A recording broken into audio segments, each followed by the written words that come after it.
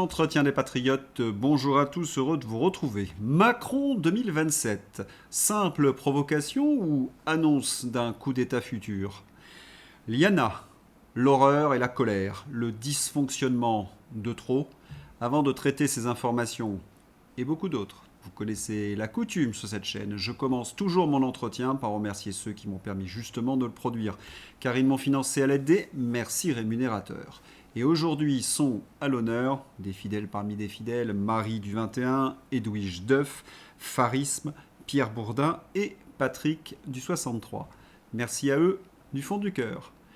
Et puis, je tenais à vous remercier pour votre soutien incroyable. Oui, il faut aider la réinformation en ces temps de très très graves menaces sur la liberté d'expression. Comment faire? Eh bien, c'est simple, il suffit de lever le petit pouce, écrire de gentils messages, diffuser sur d'autres réseaux sociaux et puis surtout, n'oubliez pas d'activer votre cloche notification. Merci à tous. Macron et son numéro 27. Les esprits très simples ne verront qu'un maillot de foot, le 27, et oui, Macron c'est le 27e homme de l'équipe de France. Eh bien, que voulez-vous? Rien que cela, c'est déjà insupportable, comme si j'étais atteint d'eczéma.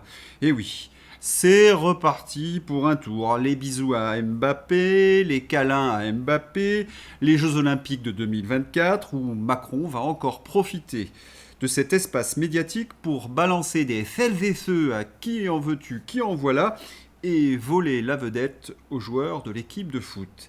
C'est couru d'avance. Et puis, cela, le regard, la provocation, 27-2027. Il n'a toujours pas donné la date de l'élection présidentielle, contredisant l'usage et la coutume.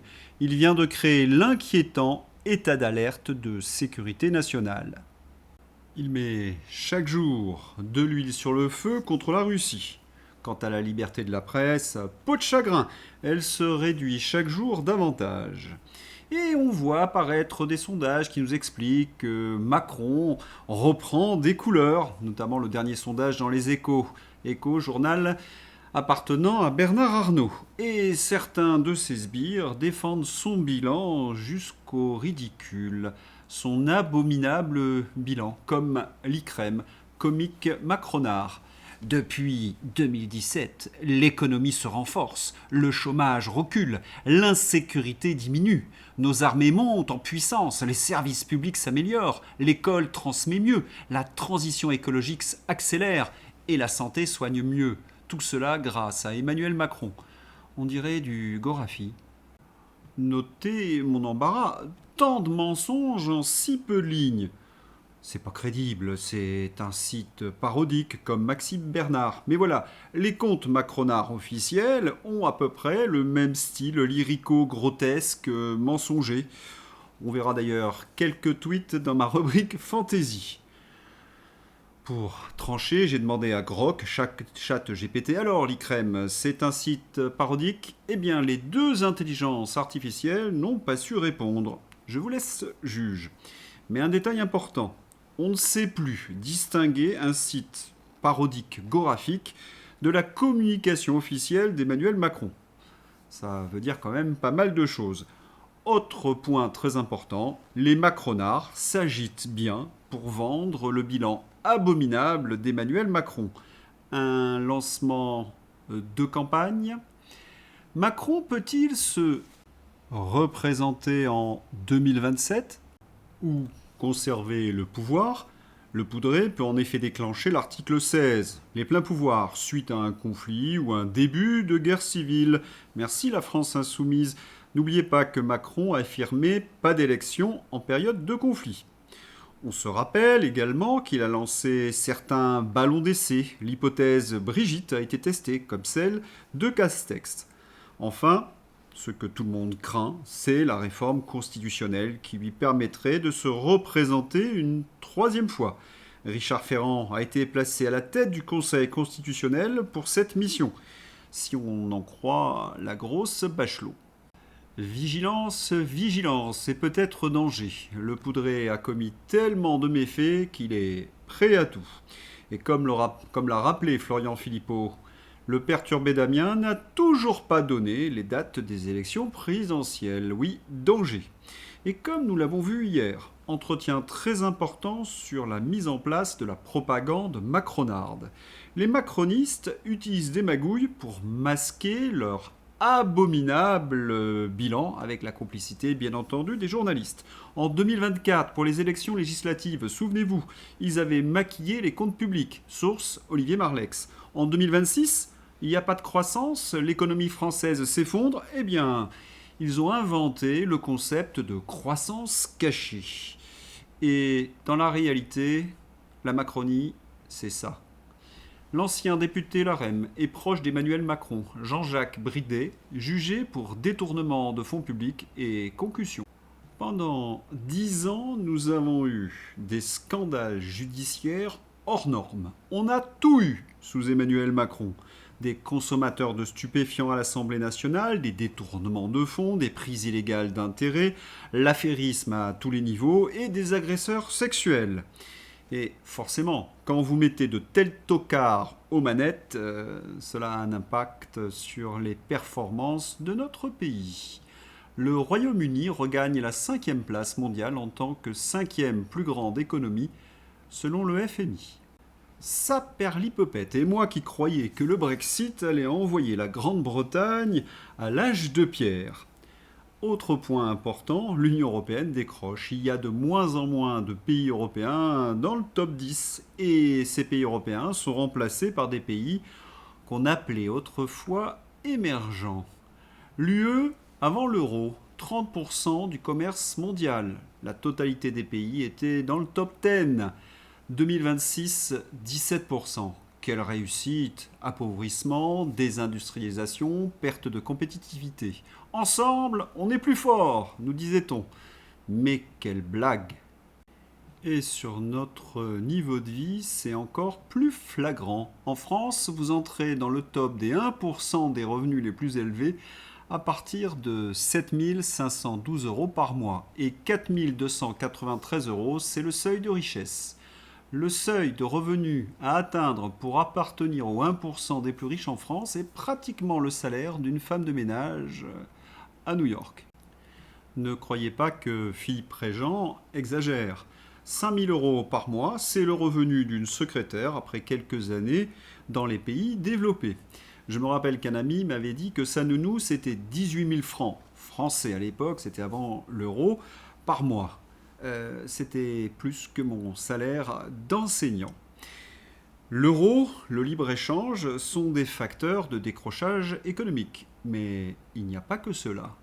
GNL US contre gaz russe. Gaz russe en 2021, bon marché, contrat long et coût de transport faible et écologique. 6 $ donc la mesure. GPL US, beaucoup plus cher. Il y a d'abord le coût de l'extraction, la liquéfaction, le transport et la retransformation, qui sont des choses très coûteuses, entre 15 et 30 $ la mesure. Et en plus, le GPL américain est tout sauf écologique. Cela explique en partie la perte de compétitivité de l'industrie allemande comme de l'industrie française. Dernièrement, Pustula a affirmé que le GNL américain était très compétitif par rapport à l'énergie russe. Remarquez que c'est pas entièrement faux, parce que le GNL américain est un peu plus cher que le GNL russe. Mais c'est pas du tout de cela dont il s'agit. Avant, on avait du gaz naturel qui transitait par pipeline. C'est celui-ci qui est 4 à 5 fois moins cher que le GNL américain. Et surtout, ce gaz naturel est bien plus écologique. Bruno Retailleau a affirmé dernièrement que l'Europe nous rapportait plus qu'elle nous coûtait. Autrement dit, on donne 28,8 milliards et l'Europe nous donne plus que cela. Voyons voir.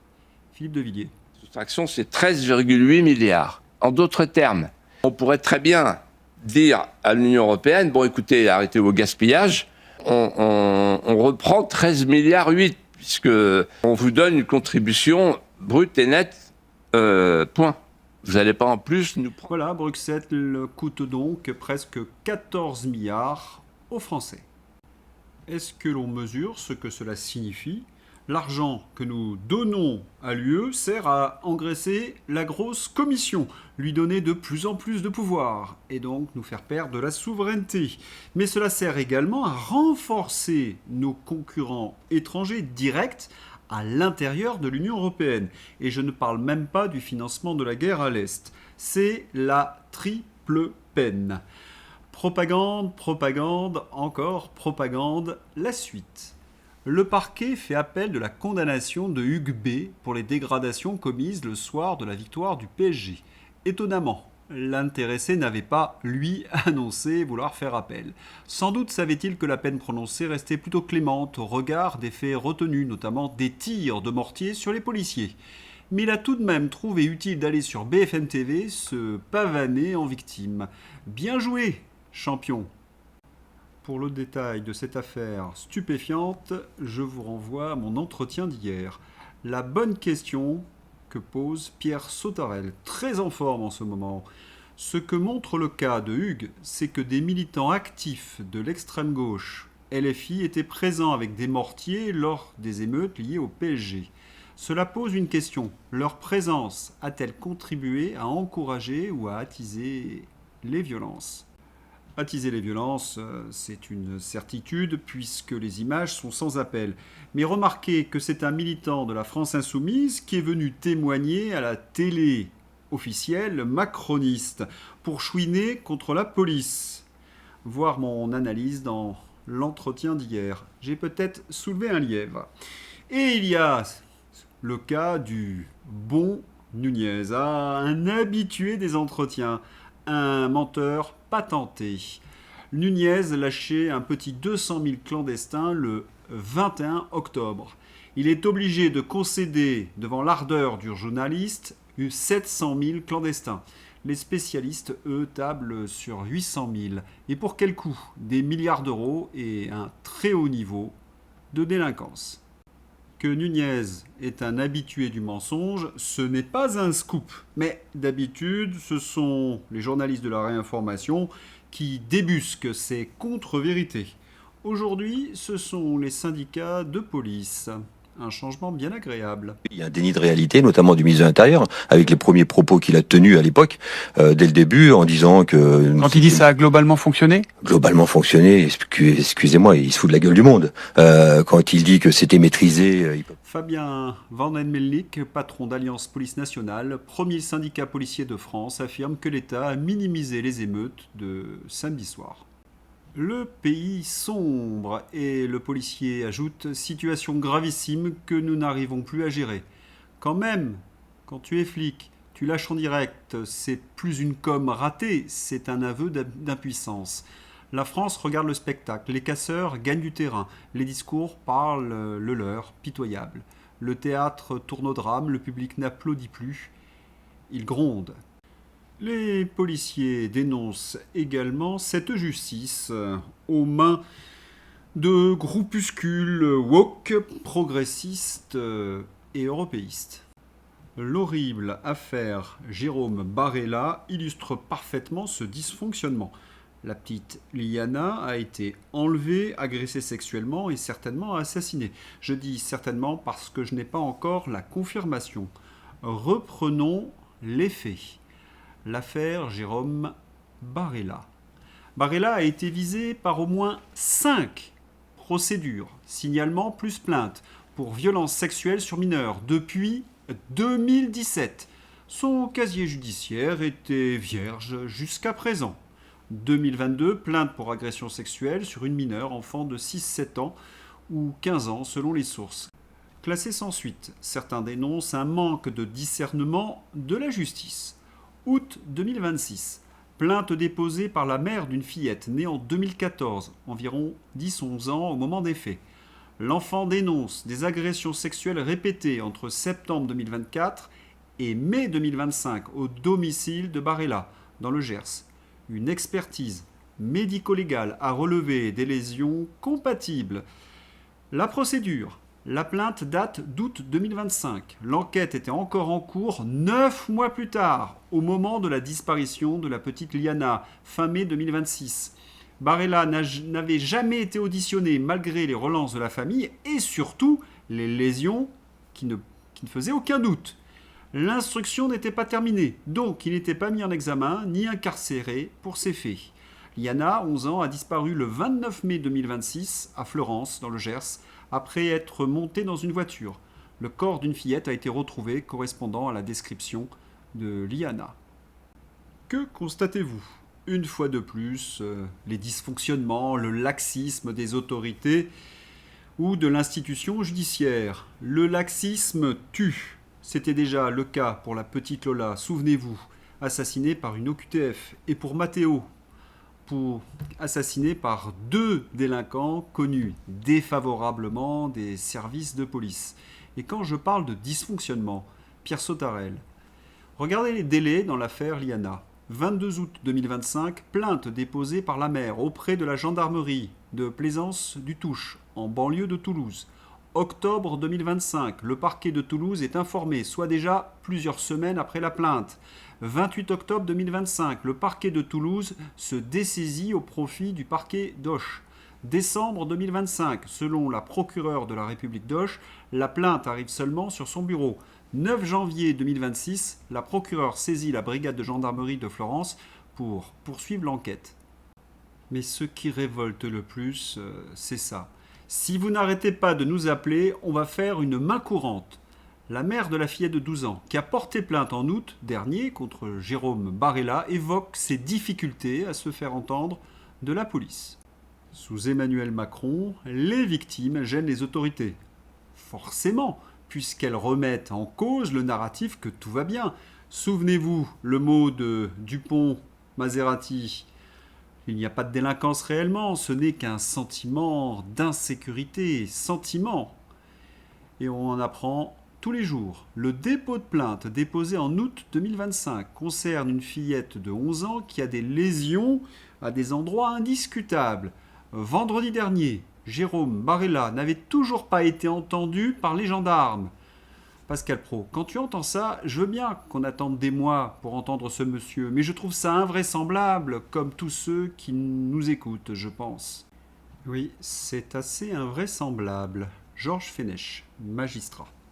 Nous savons qu'il y a un prédateur qui est en liberté, qui a déjà fait l'objet de plaintes.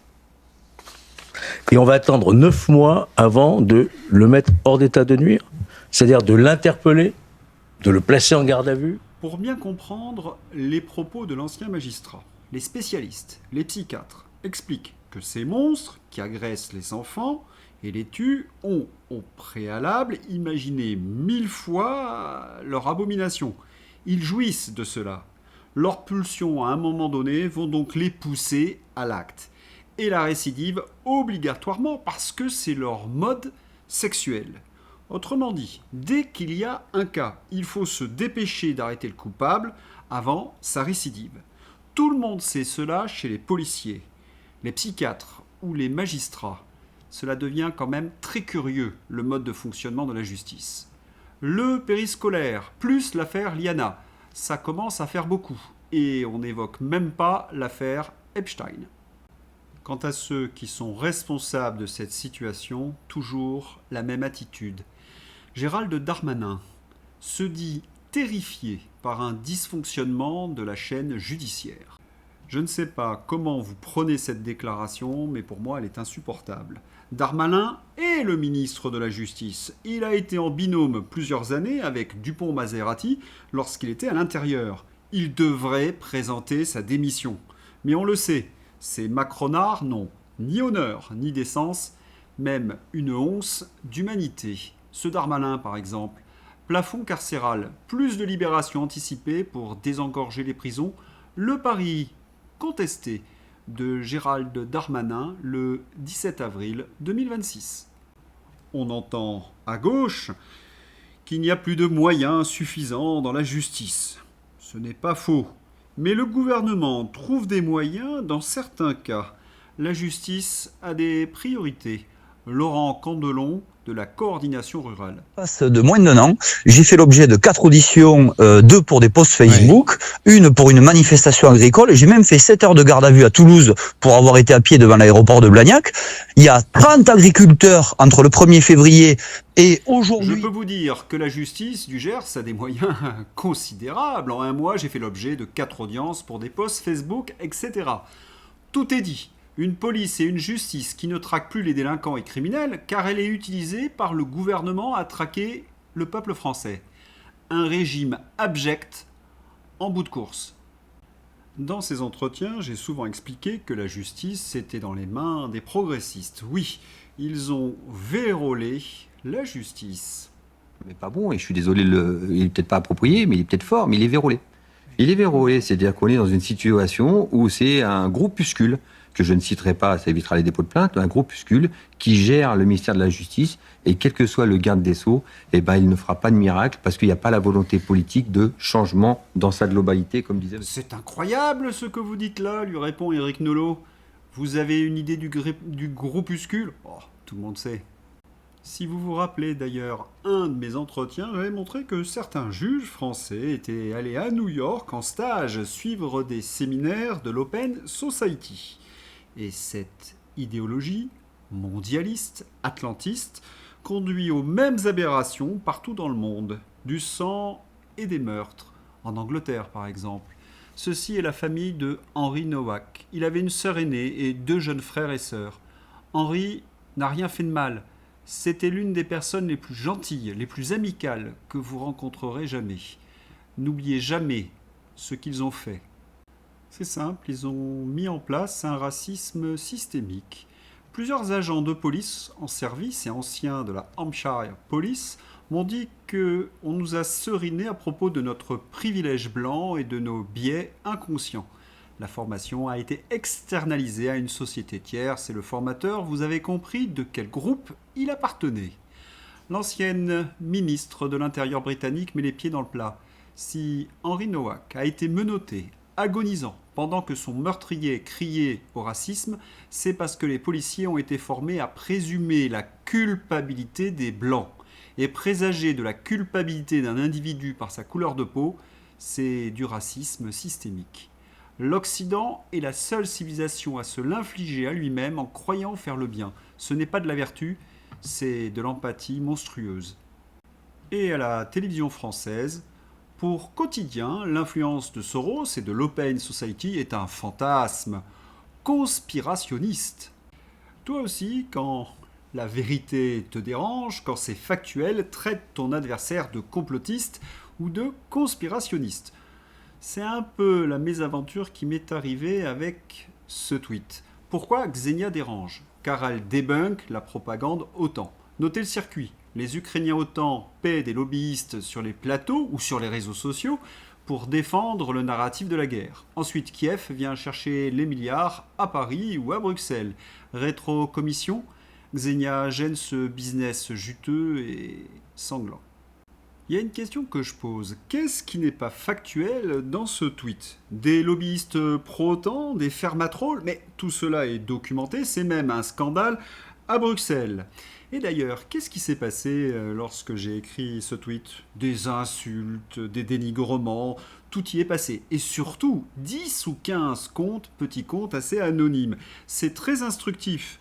Ils ne répondent pas par des arguments à ce que j'avance, non. Ils m'attaquent, ils m'insultent, démontrant en quelque sorte que j'avais entièrement raison. Ils parlent également d'ingérence, mais l'ingérence en France, c'est une vieille histoire. Allez, parlons d'ingérence. Jean-Pierre Raffarin, alors Premier ministre de Jacques Chirac, a joué un rôle central dans le lancement du projet du laboratoire P4 de Wuhan, contre l'avis de la DGSE. C'est un young leader chinois, il a été Premier ministre. Macron, Attal, ce sont des young leaders US Davos. Gluglu, Cohn-Bendit, Haddad, des lobbyistes atlantistes patentés. Quant à l'Humanité le PC, autrefois, ils prenaient leurs ordres directement de Joseph Staline. Je rappelle que nous ne sommes pas en guerre contre la Russie, que la liberté d'expression et d'opinion sont protégées par la Constitution, que le rôle du journaliste, c'est de dire la vérité, d'être factuel. Bref, c'est la démocratie. Les médias mainstream, souvent financés par l'USAID, Le Monde par exemple, Plenel est accusé d'être un agent de la CIA, notamment par Roland Dumas et François Mitterrand. Vous voulez savoir si votre journal favori est financé par les Américains? Voyez si ces journalistes vomissent sur Xenia, sans apporter bien entendu la moindre preuve. Et la liberté d'expression, messieurs les censeurs, craignez-vous tant son débunkage? Et quel est le crime de Xenia? Elle vous explique tout. Depuis 4 ans, il est devenu tout à fait normal d'entendre le point de vue ukrainien. Normal de l'inviter, de le relayer, de le traiter comme une évidence morale. En revanche, vouloir entendre un point de vue russe, non pas pour l'approuver, mais simplement pour comprendre la logique de ce qui se passe. Soit tout le monde a le droit de s'exprimer, soit il n'existe plus de liberté d'expression. C'est aussi binaire que cela. Je rappelle que le terme propagande russe n'a pas de sens journalistique. Soit un fait est factuel, soit c'est un gros bobard. Et comme nous savons que Macron est le roi des menteurs, vous voyez ce que je veux dire, le poudré tremble devant tous ceux qui lui apportent la contradiction. Et ça dure depuis très longtemps. Depuis le début de la présidence Macron, les atteintes à la liberté de l'information sont une marque du bloc central, toujours sous le couvert de nobles intentions. Loi fake news de 2018, loi Avia contre la haine en ligne, si liberticide qu'elle fut censurée par le Conseil constitutionnel en avril 2020. Et alors qu'était prolongé l'état d'urgence sanitaire, le pouvoir macroniste installait la commission Bronner 2021, entre autres chargée de la lutte contre la haine en ligne et de la désinformation. Ce mouvement de censure via l'Union européenne ou l'exécutif français n'a cessé de s'accentuer avec le DSA et les médias qui participent systématiquement à la curée contre les journalistes qui défendent la liberté d'informer. Et ce qui est complètement fou, c'est que celui qui trompe le plus les Français accuse Xenia de propagande. Cette personne était à l'époque en charge prétendument d'un média, mais qui était une agence de propagande d'État. Les choses n'ont pas changé, je pense, la même chose, le poudré au sujet de Xenia. Je rappelle que ce média n'était en rien de la propagande d'État. Il avait été attaqué et le CSA ne l'avait pas sanctionné. Sa convention était parfaitement respectée. Il a été interdit en Union européenne sans aucun fondement juridique. Une décision politique arbitraire du duo Pustula-Le Poudré. La Commission a fait ce que le droit français n'avait pas permis, après une longue procédure contradictoire. C'est la stricte vérité que je rappelle ici.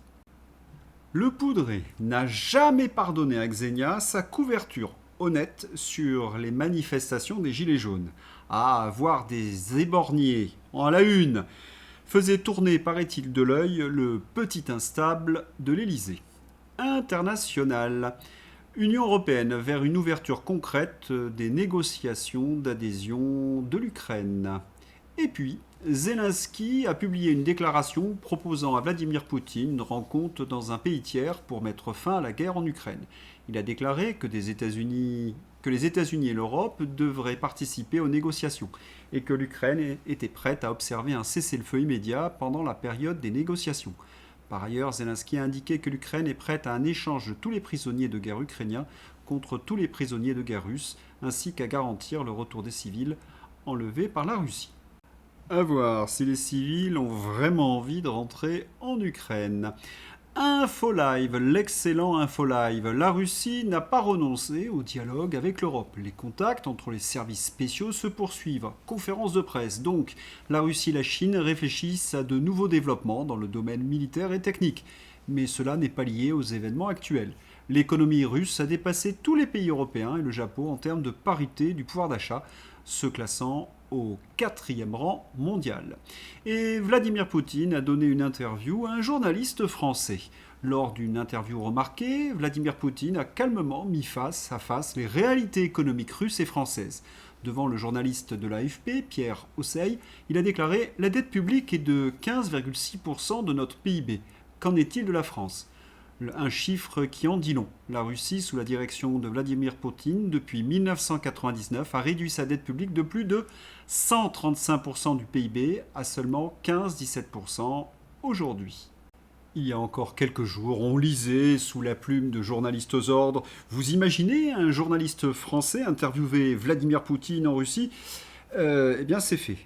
Et petite question, depuis quand Macron n'a-t-il pas été interviewé par un journaliste indépendant? La dernière fois que j'ai vu cet exercice, il a été humilié par Agnès Molinier et il a pris une grosse fessée par Robert Ménard. Depuis, que des discours écrits passés par ses Sherpas. Allez, c'est l'heure d'ouvrir la page fantasy avec les Corneaux. Encore que Bourvil et De Funès, on les aimait bien. Présidentielle, Attal plaide au Congrès des jeunes agriculteurs pour que la France s'affirme contre la première puissance agricole. Il ose tout, Gabi Mercosur. Propagande. Et puis il y a Bruno Retailleau, bien sûr, je vous en ai parlé, mais en direct en disant que la contribution de la France à l'Union européenne nous rapporte plus que l'inverse. Pourtant, la France est un pays contributeur net, mais les bras m'en tombent. Hein. Retailleau, président de LR, présenté comme un candidat sérieux à l'élection présidentielle, déclare que la contribution de la France à l'Union nous rapporte plus que l'inverse. De deux choses l'une, soit il ment effrontément, soit c'est un crétin. Moi je choisirais pour la troisième solution l'un et l'autre. Et Retailleau a ajouté dans la foulée, il faut arrêter dans les agriculteurs. Janvier 2025, des agriculteurs sont verbalisés pour avoir un bonnet jaune et manifestation à deux. Bruno Retailleau était ministre de l'Intérieur. Ils osent tout. Oui, on a l'impression d'être dans le Gorafi tout le temps, c'est ce que je vous indiquais en début de journal. Geler les retraites de plus de 3 000 euros, l'idée du ministre du pouvoir d'achat pour faire des économies. Le ministre du pouvoir d'achat. Ah, on a adoré, dis-moi, Céline ou Santiago. Oui, Hugues Offray. Tiens, un autre. Déjà soupçonné de détournement de fonds publics par le Parquet national financier, Édouard Philippe est désormais visé par une enquête pour divulgation de données à caractère personnel. Réchauffement climatique. Ce réchauffement climatique asymptomatique ne présage rien de bon pour les générations futures. Et attention aux cartes des razzias. Et oui, avec la Coupe du Monde de football, le ministère de l'Intérieur tremble. À l'approche de la Coupe du Monde 2026, la France innove encore. Après la météo des plages et la météo des pollens, découvrez la météo des razzias. Grâce à l'intelligence artificielle, au big data et à la mobilisation de nos services publics, chaque Français pourra désormais anticiper les risques festifs liés aux grands événements sportifs. Cartographie en temps réel, alerte géolocalisée, indice de l'IS renforcé, prévision jusqu'à 3 jours après élimination. La start-up nation protège, la République anticipe, la science prévoit. Bravo à ce site parodique. L'acteur français qui a joué De Gaulle nous a fait une Blanche-Neige. Si vous vous rappelez, l'actrice qui incarnait Blanche-Neige dans le dernier Disney n'a pas arrêté de vomir sur Blanche-Neige. Eh bien, c'est la même chose. Je ne voterai pas à droite, ça c'est sûr. Simon Abakarian, ce matin dans l'IB. L'étrange promotion de Gaulle dans plus de 600 salles demain. Budget 37 millions d'euros. Moi, je n'aurais pas choisi cet acteur. Je serais allé beaucoup plus loin. Omar Sy va jouer dans la nouvelle série de Canal+, Résistance. Il incarnera le général de Gaulle. Mimi Mati dans le rôle de Tante Yvonne. Et Jean Moulin par Timsit. Mais méfions-nous, ils en sont capables. Allez, je vous souhaite un excellent week-end. À bientôt, au revoir.